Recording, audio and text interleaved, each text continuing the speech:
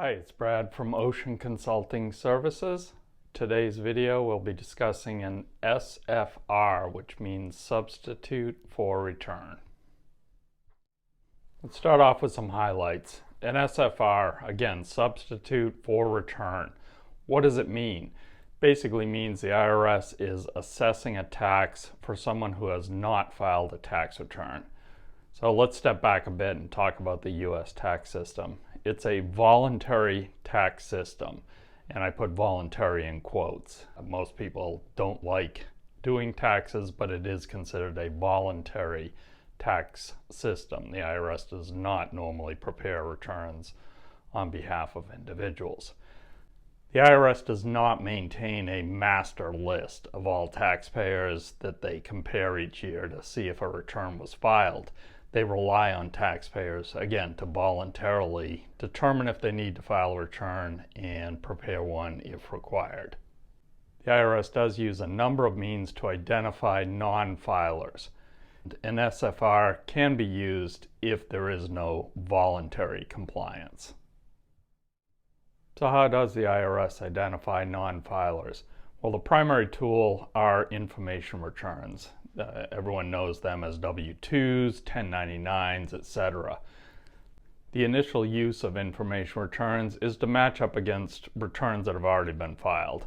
And if there's a discrepancy, the IRS will send you a notice saying that the return doesn't match the information return.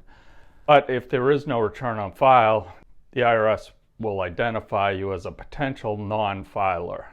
They will send out some friendly correspondence, say, we notice businesses reported payments to you, but we don't see a tax return on file. They'll request that the taxpayer, again, voluntarily prepare a tax return and file it and pay any related taxes. So if the IRS knows my income, can't they just tell me what my tax is and have me pay it? And the short answer is no. What they know is that people have reported income to you. They don't know whether you actually have a filing obligation, and if you have a filing obligation, what your tax liability is. They do rely on a filed tax return to make that determination.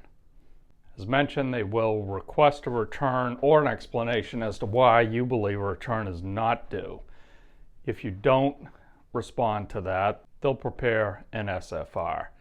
What that does is establish your tax liability. If you think back to some earlier discussions we've had, a tax has to be assessed before the IRS can collect it. Well, an SFR is the mechanism that the IRS uses to create a tax assessment.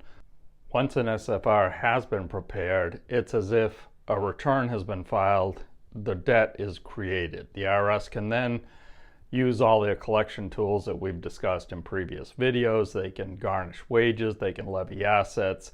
It's really no different than a tax liability that arises upon voluntary filing of a tax return by a taxpayer.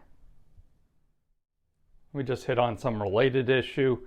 The IRS does not need to audit you in order to prepare a substitute for return. This is a common misperception. Many taxpayers believe if no return is filed, the IRS has to formally notify you that conducting an audit, then determine what your tax obligation is. That's incorrect. There's no audit requirement. Once an SFR has been prepared by the IRS, there is no obligation of the taxpayer to file a return. The assessed amount becomes your tax obligation, and from that point on, a legal tax has been assessed. Now, importantly, once an SFR has been prepared, the liability's been assessed, all the options are on the table. This isn't the end of the story. You can full pay the tax, you could elect to request an installment agreement, you could request an offer in compromise, you could ask for relief under the innocent spouse provisions. So it's, again, a debt just as if you filed a tax return. So one question we get frequently is, should I just accept what the SFR says? And as with all things tax, it depends. If you intend to file for an offer in compromise, there's really no reason to prepare the actual return, even if you believe the amount due is less than what the SFR amount is computed by the IRS. The reason being that with an offer in compromise, you're requesting a debt modification down to a certain level. So regardless of what your actual tax obligation is, you're requesting that they settle for a set amount. So in other words, it wouldn't make a difference in any of the computations. And in fact, with an offer in compromise, you could potentially hurt yourself in that lowering the tax may make you not eligible for an offer in compromise. If you remember back from some other videos, one of the requirements of an offer in compromise is that you're unable to pay off the tax within the statute of limitations. If you decrease your overall liability, there's a potential the IRS could look at that and say, well, now you can actually pay your tax over time before the statute of limitations expires. Therefore, you're not eligible for an offer in compromise. So another reason why you would not want to prepare the actual return if you intend to file for an offer in compromise.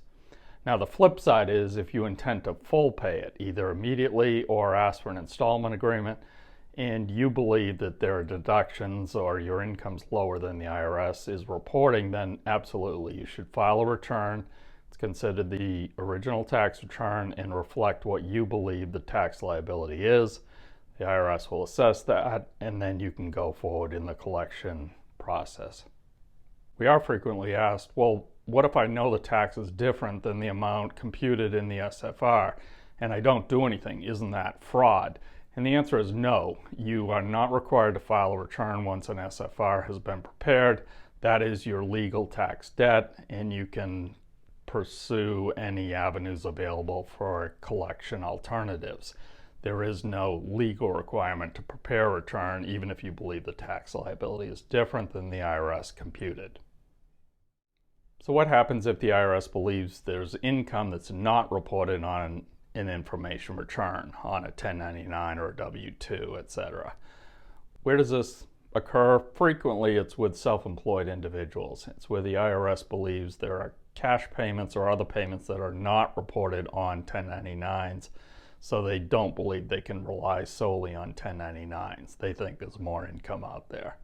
How do they figure out what your tax liability is in those circumstances? Well, what they do is issue you a summons. They order you to appear in their office with books and records.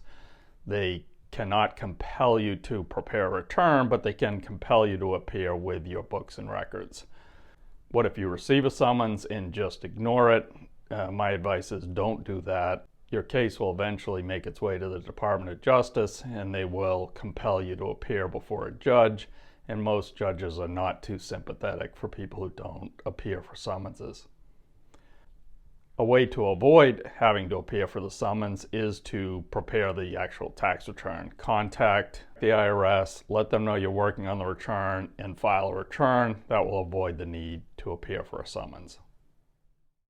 That's it for today's topic. My advice is to file a tax return. Avoid the IRS preparing a substitute for a return. As I tell most clients, there is an obligation to prepare and file a tax return. There is not the legal obligation to immediately pay the resulting obligation. So in other words, prepare a return even if you can't pay the amounts, get a return on file, then you can deal with the collections division. If an SFR is prepared, take some time to think about next steps. Should you file an original return? Should you accept what the IRS is stating your liability is? Are there options to work out that amount, pay it over time, or ask for an offer in compromise? Up next, we'll be discussing statute of limitation and the collection statute expiration date.